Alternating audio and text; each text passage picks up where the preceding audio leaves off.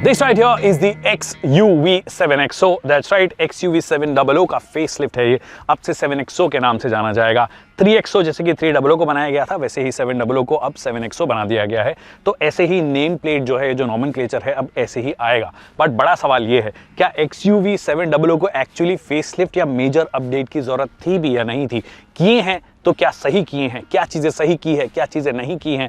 उन सब चीजों की बात करेंगे आज के इसके फर्स्ट लुक वीडियो में। इसका ड्राइव वीडियो जो है उसके लिए इंतजार कीजिए, बट आज के वीडियो में बाकी जो सारी चीजें हैं उस पर चर्चा होगी। नमस्कार खमागणी देवी सज्जनों, मेरा नाम है विकास योगी, आप देख रहे हैं ऑटो योगी, और आज बात महिंद्रा XUV 7XO की होगी। Alright, so the first things first, pricing 13,66,000 13.66 lakh पे इसका पेट्रोल मैनुअल शुरू होता है। 14.96 लाख एक शोरूम पे इसका डीजल शुरू होता है। ऑन रोड की अगर आप बात करोगे तो डीजल वाला जो बेस वेरिएंट है वो लगभग आपका 17.5 लाख रुपए के आसपास जाएगा, 17.5 से 18, और जो पेट्रोल है वो लगभग 15.5-16 लाख के आसपास जाएगा ऑन रोड आते आते। बट ये वाला जो वर्जन है ये 23,45,000 का है, क्योंकि ये इसका petrol automatic top in trim है। अगर आप डीजल जाते हो तो 24,11,000 के आसपास की प्राइस है। अगेन ऑन रोड आते आते वही 29-30 लाख के आसपास इसका एब्सोल्यूट टॉप एंड सब चीजों के साथ में ऑल व्हील ड्राइव वो सब मिला लोगे तो आपको मिल जाएगा। बट जो बेस वेरिएंट की प्राइस मैंने आपको बताई है उसमें क्या क्या मिलता है वो एक अच्छी चीज है।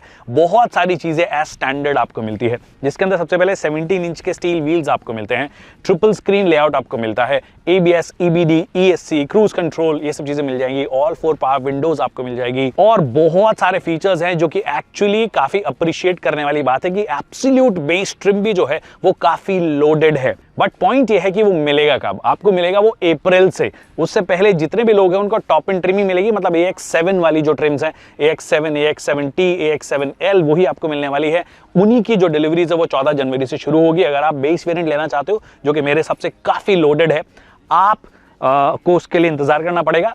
But I think for the first time इसका एब्सोल्यूट बेस वर्जन जो है वो काफी लोडेड लग रहा है, और ये हम देख रहे हैं। अभी किया ने भी सेल्टॉस का बेस वेरिएंट जो है वो फुली लोडेड रखा है, और यहां पर भी ऑलमोस्ट फुली लोडेड मुझे नजर आ रहा है। अब एक चीज आपके दिमाग में सबसे पहले क्लियर कर देता हूं कि ये इसका एक मिड लाइफ अपडेट है, एक मेजर मिड लाइफ अपडेट। बाहर से देखने में आपको लग सकता है कि ये 3XO की बहन क्यों लग रही है। अब देखिए, क्योंकि नॉमेनक्लेचर जो है XUV का वो 3XO 7XO जैसा है, तो एक फैमिली लुक देने की इन्होंने कोशिश की। अब आपको पसंद आ रहा है, नहीं पसंद आ रहा है, आप मुझे कमेंट सेक्शन में बता दीजिए, क्योंकि मैं एज यूजुअल डिजाइन पर गाना नहीं गाता हूं। बट मोटे मोटे तौर पर XUV 700 से काफी अलग नजर आती है। आगे से अगर आप देखोगे तो ऐसा लगेगा कि थोड़ी फॉरवर्ड डिजाइन है, जो कि XUV 500 में जैसे कि थोड़ा सा अपराइट था, XUV 700 में हल्का सा ऐसा शार्प नीचे की तरफ आ रही थी, ये और ज्यादा शार्प नीचे की तरफ आ रही है, जो कि हो सकता है कई लोगों को पसंद ना भी आए, कई लोगों को पसंद भी आए। आपको क्या लगता है मुझे कमेंट सेक्शन में बताइए। बट मोटे मोटे तौर पर अगर आप इस गाड़ी को दूर से देखोगे तो आपको ये समझ में आ जाएगा कि है ये XUV 700 की बहन ही उसी फैमिली की है, क्योंकि ओवरऑल डायमेंशंस जो हैं उसमें कोई चेंज नहीं किया है, 1 mm का भी फर्क नहीं है, एग्जैक्टली सेम है। वो इसलिए क्योंकि जो बेस प्लेटफॉर्म है इस गाड़ी का वो एसेंशियली सेम रहा है, बट जो इलेक्ट्रॉनिक आर्किटेक्चर होता है, अब देखिए क्या होता है, जनरली पहले वाली जो सारी गाड़ियां होती थी वो मोस्टली प्लेटफॉर्म जो है वो सेम होता था, इलेक्ट्रॉनिक्स इतने ज्यादा होते नहीं थे, इतनी सारी स्क्रीन्स नहीं होती थी, जैसे कि अभी इसमें बेस ट्रिम में आपको ट्रिपल स्क्रीन मिलती है, फिर टाइप सी चाहिए और बाकी कनेक्टिविटी ऑप्शंस चाहिए, फास्ट आपको प्रोसेसिंग चाहिए। इन सब चीजों के लिए इलेक्ट्रॉनिक आर्किटेक्चर की एक लेयर आप समझ लीजिए वो लगाई जाती है। उसकी अगर आप बात करोगे तो उसमें चेंज किए गए हैं। क्या चेंज किया गया है? जो आपने XUV 9e में देखा है या XUV 9s में जो देखा है वो सेम इलेक्ट्रॉनिक आर्किटेक्चर यहाँ पे मिल गया है। दैट मीन्स बेटर चिप है, फास्टर चिप है, हाई वोल्टेज सिस्टम इनको बोलते हैं, जिससे कि अगर आपको 65 वॉट के 3 टाइप सी चाहिए तो वो लगा सकते हो, 3 स्क्रीन चाहिए जो कि स्मूथली काम करे, तो वो सब चीजें इलेक्ट्रॉनिक आर्किटेक्चर से ही आती है, जो कि यहां पर भी कर दिया है। अंदर जाएंगे तो आपको बताएंगे कि कैसे क्या काम कर रहा है। बट बेस प्लेटफॉर्म सेम है, इलेक्ट्रॉनिक आर्किटेक्चर चेंज किया है, बट बेस प्लेटफॉर्म में भी एक इंपॉर्टेंट चेंज है, वो है कि रियर जो सस्पेंशंस हैं उनकी ट्यूनिंग को अलग किया है, डैम्पनिंग जो है उसको अलग किया है। कंपनी कहती है कि हाँ मल्टी लिंक सस्पेंशन ये है, बट हमने द विंची डैम्पर्स लगाए हैं या द विंची सस्पेंशन लगाए। द विंची इनका खुद का टर्म है, इन्होंने बोला world's first Da Vinci suspension. अब आप कोई भी टर्म अगर आप रख दोगे किसी भी चीज के लिए तो उसको वर्ल्ड फर्स्ट बोल सकते हो। ये है कि पुरानी वाली XUV 700 में एक दिक्कत जो आती थी रियर सस्पेंशन में वो ये था कि अगर आप एकदम से गड्ढे में जा रहे हो, एकदम से अगर आपने किसी गड्ढे में गए तो जब कंप्रेशन होता था और जो रिबाउंड होता था वो थोड़ा सा फास्ट रिएक्ट करता था, जिसकी वजह से आपको धड़ वो वाली साउंड जो होती थी वो ज्यादा आती थी। थी, अब उसको इन्होंने कंट्रोल किया है कि कंप्रेशन होगा और रिबाउंड जो होगा वो थोड़ा प्रोग्रेसिवली होगा, जिसकी वजह से वो एब्जॉर्प्शन ज्यादा बेहतर आपको फील होगी। दूसरा, साइडवेज जो मूवमेंट होता है, जो साइड लैटरल जो मूवमेंट होता है, उसको भी कंट्रोल करने की कोशिश की है। एक कंट्रोल ब्लेड जो है उसको लगाया है, जिसकी वजह से साइड मूवमेंट्स में थोड़ा सा कंट्रोल रहेगा। अब ये सारी चीजें इन थियरी है, बट क्या एक्चुअली ये लोग बेहतर राइड क्वालिटी ऑफर कर पाए हैं, वो उस पे कमेंट्री उस वाले फर्स्ट ड्राइव वीडियो में होगा। तो ये प्लेटफॉर्म रिलेटेड चेंजेस हो गए। अब देखिए ये वाला जो टॉप एंड ट्रिम है, इसके अंदर 19 इंच के व्हील्स हैं, 235, 55 और 19। जो स्पेयर टायर है वो 18 इंच का है, बट अगर आप एब्सोल्यूट बेस में जाते हो तो 17 इंच मिलता है। AX7 ट्रिम में जाते हो तो 19 इंच मिलता है, और मिड ट्रिम्स में जाते हो तो 18 इंच का मिलता है। बेस ट्रिम में ऑफ कोर्स आपको अलॉय व्हील्स नहीं मिलेंगे। यहाँ पे अलॉय व्हील्स आपको नजर आ रहे हैं। अच्छी बात ये है, बहुत ज्यादा ईवीश नहीं किए हैं इन्होंने अलॉय व्हील्स का, जो कि मेरे को अच्छा लग रहा है। बाकी ये जो आजकल पियानो ब्लैक फिनिश वाली जो क्लैडिंग है, ग्लॉसी फिनिश वाली है, वो हर गाड़ी में मिलती है। आप कोई भी गाड़ी ले लीजिए, सब 4 metre compact SUV, proper mid size SUV या ये 7 सीटर SUV, सब में दिया जाता है। इनको मेंटेन करना थोड़ा सा मुश्किल होता है, but it's a trend these days, इसलिए सभी ट्रेंड के हिसाब से चीजें दे रहे हैं। फ्लश टाइप के डोर हैंडल्स हैं, अगर चाबी आपकी जेब में है तो ऑटोमेटिकली बाहर आ जाते हैं, जैसे ही आप गाड़ी बंद करके दूर चले जाते हो तो ऑटोमेटिकली बंद हो जाते हैं। तो ये हो गई कहानी। लुक्स वाइज जैसे मैंने बोला कि फ्रंट में चेंज है, रियर में भी हल्का फुल्का चेंज है, बट मोटे मोटे तौर पर XUV 7XO की बहन ही लगती है, उसी का अपग्रेड नजर आती है। एंड लाइक आई सेड कि इंटीरियर जो है वो कंप्लीटली चेंज हो गया है, कंप्लीटली चेंज हो गया है। इसका मतलब ये है कि पूरा का पूरा लेआउट जो है वो आपको XEV 9e, XEV 9S उनके जैसा नजर आएगा। ट्रिपल स्क्रीन जो हमने XEV 9S में स्टैंडर्ड देखी थी, वो सेम स्क्रीन सेटअप आपको यहाँ पर भी मिलता है। 12.3, 12.3, 12.3। अच्छी बात ये है, कई गाड़ियाँ जिनके अंदर ट्रिपल स्क्रीन आती है, ये वाली स्क्रीन में अगर कोई गाना सुन रहा है, कोई एक्टिविटी कर रहा है, कोई गेम खेल रहा है, मान लीजिए आपका बच्चा, तो आप डिस्ट्रैक्ट होते हो बहुत ज़्यादा। यहाँ पर प्रिवेसी स्क्रीन दी गई है, जो कि XEV 9S में भी नहीं आती है, XEV 9e में भी नहीं आती है। वहाँ पे अलग से एज एन एक्सेसरी आपको मिलता है। यहाँ पे टॉप एंड वेरिएंट में एटलीस्ट आपके लिए वो प्रिवेसी स्क्रीन लगा दी गई, जिससे कि डिस्ट्रैक्ट नहीं हो रहा है। इनफैक्ट मैं यहाँ से देख रहा हूँ तो मुझे लग रहा है कि ऑलमोस्ट बंद ही है। हालांकि स्टीयरिंग व्हील जो है वो आपको XEV 9e और 9S के जैसे नहीं मिली है। आई थिंक 9e में शायद पैक 2 जो वर्जन आता है उसके अंदर SE वाली आपको स्टीयरिंग व्हील मिलती है, जिसमें कि अगर आपको हॉर्न दबाना है तो ज़्यादा इजीली हो जाता है। ऑफ कोर्स एक ग्लॉसी ब्लैक फिनिश वगैरह दिया गया है, ट्विन पीक्स दिए गए हैं।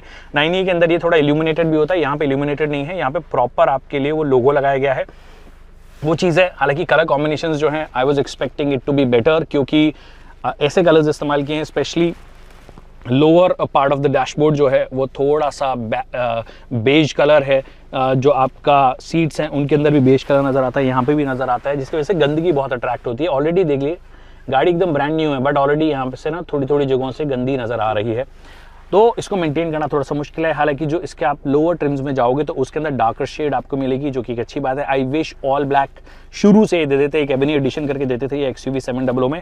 अगर इसमें भी एट द लॉन्च दे देते तो कुछ लोगों के लिए जो टॉप एंड ट्रिम जाना चाह रहे हैं उनके लिए एक अच्छी चीज़ हो जाती कि यहाँ पे मिल जाता है। अब देखिए largely fit and finish levels जो हैं वो ठीक हैं, बट हालांकि कुछ कुछ जगहों पर, जैसे कि यहाँ पे ना एकदम शार्प नज़र आता है ये स्टीयरिंग व्हील का, ये जो गैप है जहाँ से एक्चुअली ये आपका क्लोज हो रहा है, यहाँ पर ना बहुत थोड़ा शार्प नज़र आता है। एक और यूनिट है उसमें इससे भी ज़्यादा शार्प है, तो कुछ कुछ जगहों पे वो शार्प एजेस हैं, उनको थोड़ा सा बेहतर किया जाना चाहिए था। ऑल्सो जैसे कि मैं बोल रहा था, ग्लॉसी ब्लैक फिनिश जो है वो बहुत गंदगी अट्रैक्ट करता है। ये टाटा भी करता है, ये लोग भी करते हैं आजकल। बहुत सारे ब्रांड्स हैं जो ग्लॉसी ब्लैक फिनिश के पीछे ही पड़ गए हैं, पियानो ब्लैक फिनिश जिसको बोलते हैं, और उसकी वजह से साफ करना, फिंगरप्रिंट्स ऑलरेडी मेरे को नज़र आ रहे हैं, जबकि गाड़ी को मैंने बहुत ज़्यादा देर नहीं चलाया, अभी थोड़ी देर के लिए चलाया ऑफकोर्स, बट ये सब चीज़ें मेरे को नज़र आ रही है।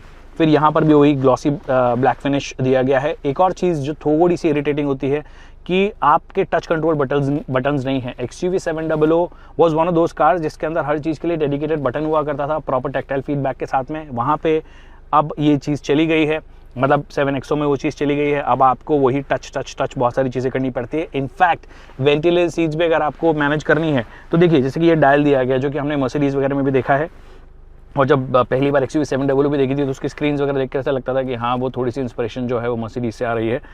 तो यहाँ पर ये डायल दिया गया है, इस डायल से कई सारी चीज़ें आप कर सकते हो। जैसे कि मेरे को अगर AC कंट्रोल करना है तो यहाँ पर ना मैं डेडिकेटेड एक बटन दबाऊंगा और AC के सारे कंट्रोल्स आ जाएंगे। बट अब मेरे को यहाँ से कुछ मैनेज करना हो तो फिर मैं या तो इसको इस्तेमाल करूँ, ठीक है, ये पूरे टॉगल को इस्तेमाल करूँ, जो कि थोड़ा डिस्ट्रैक्टिंग हो जाता है। अगर मेरे को वेंटिलेटेड भी ऑन करना है तो मैं यहाँ से भी कर सकता हूँ, ठीक है, बट अगैन टॉगल करना पड़ रहा है मेरे को बहुत ज़्यादा। और जैसी वेंटिलेटेड सीट्स ऑन हुई है आपको आवाज़ जो है बहुत तेज़ सुनाई देती है और कई बार हल्का सा वाइब्रेट भी थोड़ी सी ये करती है, जो कि ड्राइवर और को ड्राइवर दोनों साइड है, तो मेरे हिसाब से थोड़ा बेटर मैनेज किया जाना चाहिए था। बट अगैन ये टच प्लस टॉगल जो है ये थोड़ा सा डिस्ट्रैक्टिंग मुझे लगता है। डेडिकेटेड बटन्स जो हैं उसकी कोई बराबरी नहीं है। आई नो स्ट्रक्चरल सेफ्टी बढ़ गई है, पैसिव सेफ्टी और तरीके से बढ़ गई है, एक्टिव और पैसिव दोनों सेफ्टी दोनों बढ़ गई है। एडास लेवल 2 की जो है वो लेटेस्ट यहाँ पे आपको चीज़ें मिल जाती है। 360 डिग्री कैमरा की जगह 540 डिग्री है, वैसे वो 360 डिग्री कैमरा ही है, सिर्फ वो नीचे का जो पोर्शन होता है उसको थोड़ा सा ऐसे दिखाता है कि ट्रांसपेरेंट हो, बट इसके लिए डेडिकेटेड आपके लिए कैमरा या लेंस नहीं लगाया गया है। बट वो दिखने में आई थिंक ठीक लगता है। और 360 डिग्री कैमरा फाइनली अब ऐसा भी आ गया है, जो XUV 7XO जो था उसके अंदर ना वो छोटी सी स्क्रीन में नज़र आता रहता था, यहाँ पे ये ज़्यादा लार्जर स्क्रीन में आ रहा है। हालांकि क्वालिटी जो है वो उतनी अच्छी नहीं है। एक काम की चीज़ जो इन्होंने दी है वो है ऑटो डिमिंग ORVM। जहाँ तक मुझे याद है मैंने लास्ट जो XUV 7XO का मेजर अपडेट कवर किया था वो एबनी था, उसके अंदर ऑटो डिमिंग ORVM नहीं था, यहाँ पे ऑटो डिमिंग ORVM आ गया, which is I think is a great thing. फिर हार्मन कार्डन के 16 स्पीकर सेटअप हैं जो कि टॉप एंड वेरिएंट में ऑफ कोर्स आपको मिलते हैं X7L में, उसके नीचे वाले में डिफरेंट सेटअप हैं, जैसे कि बेस वेरिएंट में 6 स्पीकर सेटअप आपको मिलता है। और सोनी की जगह अब हार्मन कार्डन ने यहाँ पे जगह ले ली है, जो कि एक अच्छी बात है, बुरी बात है मुझे नहीं पता है, but this sound really good. फिर डॉल्बी विजन आपको मिल जाता है, डॉल्बी एटमॉस साउंड जो है वो मिल जाता है, तो उस तरीके का म्यूजिक अगर आप चलाओगे, उस तरीके की प्लेलिस्ट चलाओगे तो बहुत अच्छा साउंड करता है। टिल्ट एंड टेलीस्कोप एडजस्टमेंट पहले भी आता था, पहले भी ये उतना ज़्यादा स्मूथ नहीं था, अब भी ये उतना ज़्यादा स्मूथ नहीं है, क्योंकि अगेन जो स्ट्रक्चर है, बेसिक जो स्ट्रक्चर है, जो माउंटिंग पॉइंट्स हैं, जो जॉइंट्स हैं वो एसेंशियली सेम रहे हैं, तो बहुत सारी चीज़ें आपको अलग नज़र नहीं आएगी। अच्छी चीज़ ये है कुछ क्योंकि इलेक्ट्रॉनिक आर्किटेक्चर चेंज किया है तो नई चीज़ें आ गई हैं, जैसे मैंने बोला कि ये स्क्रीन्स आ गई हैं, हाई वोल्टेज सिस्टम है। फिर ये पहले भी आता था कि आप इलेक्ट्रिक एडजस्टमेंट कर सकते हो 6 वे, वो पहले भी आता था, बट पहले सिर्फ ड्राइवर साइड आता था, अब को ड्राइवर भी जो है उसके लिए इलेक्ट्रिक एडजस्टमेंट मिल गया है, which I think is a great thing. Overall देखने में ही आपको नजर आ जाएगा कि हाँ ये नेक्स्ट अपडेट है, फास्टर स्क्रीन्स हैं जो कि ज्यादा बेहतर तरीके से काम करती हैं, बहुत बढ़िया फीडबैक है। और ये हमने देखा कि XUV 9S के केस में भी XUV 9 ही जब इनिशियली आया था और 9S जब हमने देखा तो 9S में काफी इंप्रूवमेंट था, उससे ही इंप्रूवमेंट यहाँ पे भी नजर आ रहा है। 5G कनेक्टिविटी आपको यहाँ पे मिलती है, तो आपको अपना फोन कनेक्ट करने की जरूरत नहीं। कई सारी चीजों के लिए अगर आपको म्यूजिक प्ले करना है, इस वाले जो तीसरे स्क्रीन है उसके अंदर अगर आपको YouTube चलाना है या गेम्स खेलने हैं जो ऑनलाइन है, वो सारी की सारी चीज़ें यहाँ पे कर सकते हो। फिर चैट GPT का सपोर्ट वगैरह भी मिल गया है, आई एम नॉट श्योर किसके काम आएगा, बट ये सब चीज़ें जो हैं वो उन लोगों के लिए नोवेल्टी ऐड कर सकते हैं जिनके लिए ये सब चीज़ें ज़्यादा मैटर करती है। मेरे लिए फंडामेंटल्स जो हैं वो ज़्यादा मैटर करते हैं, और फंडामेंटली गाड़ी जो है वो एसेंशियली सेम रही है, सिर्फ सस्पेंशन जैसे मैंने बोला कि उसमें चेंज हुआ है। तो ये फ्रंट सीट का हाल हो गया।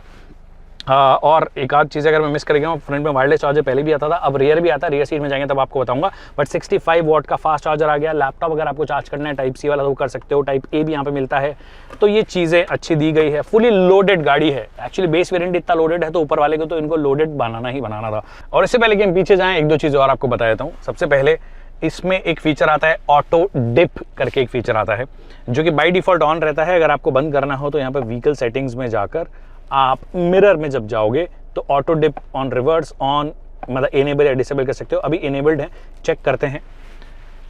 ये रिवर्स मैंने कर दिया है, ड्राइवर साइड वाला नीचे हो भी गया है एक्चुअली, ठीक है। दिक्कत क्या है कि जो को ड्राइवर वाला है वो एडजस्ट नहीं हो रहा है। मैं वापस से करके देखता हूँ। ये करते हैं रिवर्स, और ये वाला देख रहे हो एडजस्ट हो रहा है, बट वो नहीं होगा। वापस करके दिखाता हूँ। ये पार्किंग में मैंने लगा दिया, रिवर्स करूंगा, ये नहीं हो रहा है, बट ये देखिए ये होगा।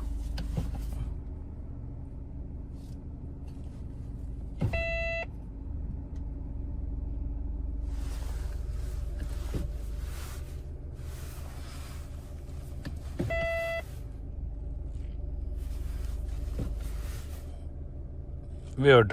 या तो मोटर का इशू है या जो भी इशू है, but these kind of issues that we keep seeing in Indian brands, जो कि मेरे हिसाब से नहीं होने चाहिए थे। और इस गाड़ी के साथ में तो डेफिनेटली नहीं होनी चाहिए कि आप उम्मीद थोड़ी सी ज़्यादा करके आते हो कि हाँ ये गाड़ी तो ऐसा भी नहीं है कि ब्रांड न्यू गाड़ी है उसमें कोई दिक्कत आ जाए। इलेक्ट्रॉनिक आर्किटेक्चर ऑफकोर्स चेंज हुआ है, बट ये कुछ चीज़ें बेसिक चीज़ें जो कि ठीक होनी चाहिए थी। एक और चीज़, ऑलमोस्ट 29-30 लाख ऑन रोड कई सारी जगहों पर इसका टॉप वेरिएंट जाएगा। ऑल 4 पावर विंडोज मिलती है, अच्छी बात है। Driver side 1 touch down 1 touch up हो रहा है, बट उसके अलावा को ड्राइवर वाला भी जो है या पीछे वाला जो है उनमें वन टच डाउन या अप नहीं होगा, उनके अंदर आपको वो बटन दबा के रखना पड़ेगा। And a car that cost about 30 lakh on road, आप उम्मीद करने लग जाते हो कि ये वाली चीज़ तो डेफिनेटली आपको मिलनी ही चाहिए। और तो ये मिडिल रो है, और मिडिल रो जो है वो पहले की ही तरह बेहद स्पेशियस है, बेहद कंफर्टेबल है। लंबी ड्राइव से भी जाते हो तो दिक्कत नहीं होती है, अच्छी बात है इस गाड़ी के बारे में। और ये वाली जो सीट है वो लंबे आदमी के हिसाब से मैंने एडजस्ट की है, लगभग 6 फुट के। मैं लंबा आदमी नहीं हूँ, I am about 5'6", 169 centimetres to be precise, but लंबे आदमी के हिसाब से एडजस्ट की है कि पीछे होके बैठेगा एक आदमी, बढ़िया स्ट्रेच करते हुए हाथ बैठ जाएगा। उसके बाद भी नी रूम बहुत अच्छा है, पाँव बहुत अच्छा है, अच्छे से आप स्ट्रेच कर सकते हो, बहुत अच्छी बात है। थाई सपोर्ट जो है वो मेरे जितनी हाइट का बंदा है, 5'8" तक का बंदा है तो कोई दिक्कत है नहीं। अगर लंबे होंगे तो थोड़ा बहुत कॉम्प्रोमाइज़ लगेगा, बट सीट की अच्छी बात ये है, कई बार ओवरली कुशन्ड सीट्स जो होती हैं वो कंफर्टेबल नहीं होती लंबी ड्राइव्स में। ये वाली जो सीट है ये ओवरली कुशन नहीं है, जो कि एक अच्छी बात है। और ज़्यादा अगर आपको कंफर्ट चाहिए तो आप इस सीट को और पीछे की तरफ कर सकते हो और आप आराम से बैठ सकते हो। हेडरूम वगैरह में कहीं कोई दिक्कत आपको नज़र नहीं आएगी, आराम से चौड़ में बैठिए आप, जगह बहुत है। फिर ऑफकोर्स अब क्योंकि इलेक्ट्रॉनिक आर्किटेक्चर अगेन चेंज हुआ है तो उससे क्या हुआ है, 65 वॉट के आपके पास में 2 पोर्ट्स आ गए हैं। यहाँ पे अगर आप चाहो तो एक टैब जो है वो भी लगा सकते हो। यहाँ पर अगर आपके अटैचमेंट लग जाएगा, अटैचमेंट के बाद में आपकी टैब लग जाएगी, और इसको ये BYOD बोलते हैं, ब्रिंग योर ओन डिस्प्ले, जिसमें कि अगर 3 लोगों को सेम चीज़ देखनी है एट द सेम टाइम तो वो देखी जा सकती है, जो कि एक अच्छी बात है। मतलब जिनके लिए यूजेबल है उनके लिए यूजेबल है, बट 2 स्क्रीन्स हो जाएंगी। अगर डेडिकेटेड अगर आपको कुछ देखना हो, अलग अलग देखना हो तो वो देख सकते हो, एक साथ देखना हो तो भी आप देख सकते हो। तो नए बच्चों को हो सकता है कि बहुत सारी चीज़ ये पसंद आए। फिर आपके लिए सनशेड दिया गया है, जो कि एक अच्छी बात है। You start expecting it. I wish ये जो फीचर है ये एज स्टैंडर्ड मिलने लग जाए, कई सारी गाड़ियों में मिलता है, वो भी मिल जाए तो अच्छी बात है। बट ओवरऑल बहुत कंफर्टेबल ये वाली सीट है। फिर पीछे की साइड अब आपको वायरलेस चार्जर भी मिलता है। पहले जो पुरानी वाली थी उसमें वायरलेस चार्जर आगे ही मिलता था, पीछे नहीं मिलता था। अब आप यहाँ पे लगाइए और आपका फ़ोन जो है ऑन द गो चार्ज हो जाएगा। तो Type-C अगर यूज़ करनी है तो वो यूज़ कर लो, वायरलेस चार्जर यूज़ करना है तो वो यूज़ कर लो। और एक और चीज़, पहले बॉस मोड आपको जो है वो मैनुअल दिया जाता था। I somehow like manuals more than the electric आ गए हैं। ऑफ कोर्स अगर प्रिसाइज एडजस्टमेंट चाहिए तो यहाँ पर आप इजीली पीछे बैठ के भी कर सकते हो, कहीं कोई दिक्कत नहीं है। इसको बॉस मोड बोलते हो, जो भी आप बोलते हो वो आप बोल सकते हो। बट पॉइंट ये है, ये इनकी मॉडर्न कार्स में आ रहा है, वो यहाँ पर भी आ गया है। बट वो जो मैनुअल वाला होता है ना, लेवर जो होता है, उसको तुरंत करो और तुरंत धक्का मार दो, वो चीज़ उसके साथ में पॉसिबल है, जो कि यहाँ पर पॉसिबल नहीं है। बट इलेक्ट्रिकली एडजस्ट कर सकते हो, विच इज़ नाइस। तो प्रिसाइज एडजस्टमेंट्स करने हो तो वो ज़्यादा ईजी हो जाएगा। सो ये है मिडिल रो का हाल। अब पीछे वाली जो सीट है एक्चुअली उसमें कोई जगह नहीं है, मैं जाके दिखा देता हूँ आपको। अब देखिए फ्रंट वाली सीट में तो जहां पर टच करके अगर आपको वेंटिलेशन करना हो तो आप कर सकते हो, बट यहाँ पे बैठने वाले जो है सेठानी जी, मतलब दोनों साइड में अगर बैठे हैं तो यहाँ पे डेडिकेटेड वेंटिलेटेड सीट्स का बटन आपको दिया गया है। अगेन जैसे ही ऑन होगा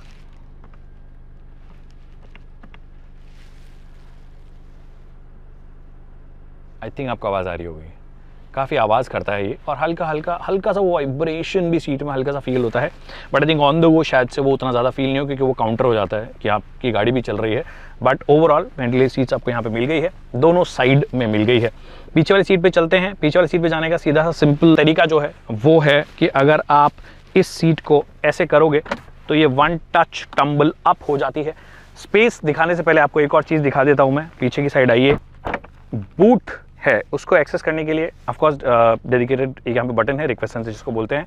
उसको दबाते हो तो यहाँ पर ना ये ऑटो ऊपर हो जाना चाहिए था। कहने का मतलब वो स्मार्ट टेल गेट बोल दो या कुछ भी बोल दो कि आप ऑटोमेटिकली ऊपर आ जाए, बट यहाँ पर हल्का सा आपको पुश करना पड़ता है। हाइड्रोलिक्स ऑफकोर्स अब सभी गाड़ियों में आते ही हैं तो वो तो कोई दिक्कत ही नहीं है, बट वो हो जाता है तो थोड़ा एक्सपीरियंस को थोड़ा सा बेहतर किया जा सकता है। इफ़ इन केस आपको सीट फोल्ड करनी है, यहीं से आपको दिखा देता हूँ, ये सीट भी जो है कम्प्लीटली फ्लैट फोल्ड हो जाती है।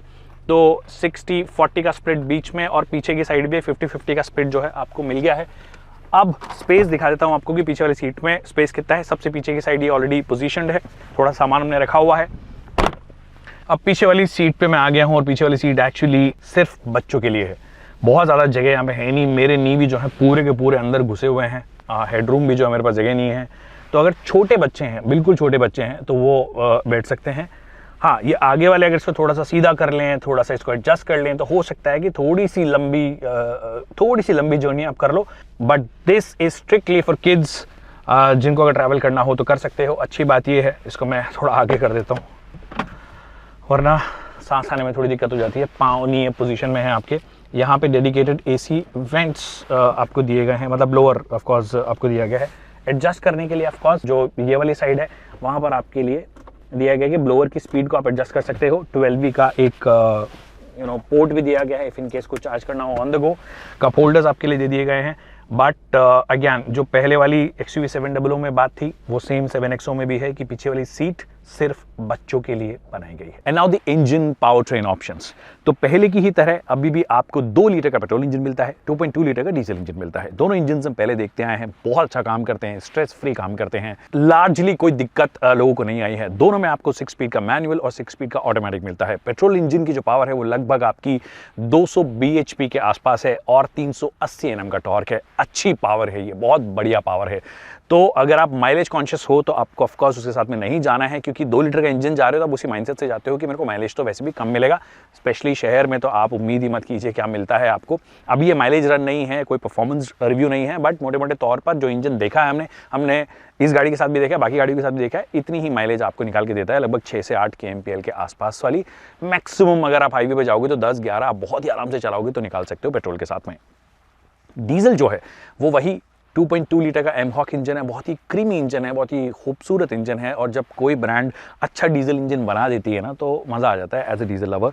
उसके साथ में भी 6 स्पीड मैनुअल है, 6 स्पीड 80 है। 6 स्पीड मैनुअल के साथ में आपकी जो टॉर्क है वो 420 Nm है, जो 80 है उसके साथ में 450 Nm है। बहुत सारी टॉर्क है और जो पावर है वो भी 184 bhp है। तो पावर की कमी कोई नज़र इस इंजन के साथ में, इस गाड़ी के साथ में, इनफैक्ट स्कॉर्पियो के साथ में भी नज़र नहीं आती है। बट ये 2 इंजन ऑप्शंस हैं, इसके अलावा कोई नया इंजन ऑप्शन नहीं आया है और ऑलरेडी काफ़ी इनफ हैं ये इंजन इन द सेंस जिस तरीके से इस गाड़ी को पुल करते हैं। वैसे परफॉर्मेंस रिव्यू नहीं है, परफॉर्मेंस रिव्यू जब होगा तब उसके बारे में बात करेंगे 8 तारीख को, 8 या 9 तारीख को। But this is what it is. I think interior wise काफ़ी कुछ चेंज इन्होंने कर दिया है। हालांकि यहाँ पे हाइड्रोलिक स्ट्रट्स अगर ये दे देते कि आप बस इंजन ब्रेक खोलिए, ऊपर उठाइए और ऑटोमेटिकली ऊपर चला जाएगा, क्योंकि भारी भरकम है, ये भी हल्का नहीं है। स्कॉर्पियो का भी हल्का नहीं है, तो स्कॉर्पियो के अपडेट में शायद क्या पता वो देखने को मिल जाए। I don't know it yet, but यहाँ पर दिया जाना चाहिए था क्योंकि ये इनका फ्लैगशिप मॉडर्न SUV है। आई होप आपको वीडियो पसंद आएगा। वीडियो पसंद आया तो इसे लाइक करना और शेयर करना ना भूलिए। अगर कोई सवाल है जो कि रह गए हैं तो आप कमेंट सेक्शन में पूछ सकते हैं, उसका जल्द से जल्द जवाब देंगे। Thank you so much people for watching this video.